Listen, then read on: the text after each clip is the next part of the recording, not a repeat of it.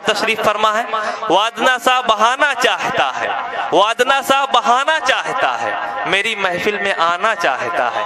कभी दूरी का रखता है वो ख्वाहां, कभी दूरी का रखता है वो ख्वाहां, कभी शाना बशाना चाहता है। और मुसलसल मुसलसल मुसलसल मुस्कुराए जा रहा है, मुसलसल मुस्कुराए जा रहा है। वो मुझसे कुछ छुपाना चाहता है, कभी मजनू कभी दीवाना कहकर मुझे क्या क्या बताना चाहता है।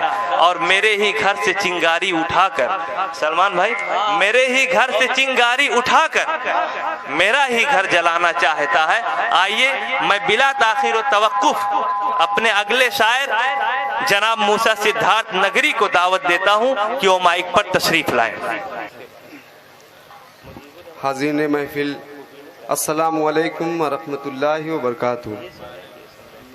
भाई साहब थोड़ा इको कर दीजिए। सलमान भाई का मैं शुक्रगुजार हूँ कि उनकी दावत पे मैं आपके बीच हाजिर हुआ। अब बग़ैर किसी तमहीद के मैं गज़ल का मतलब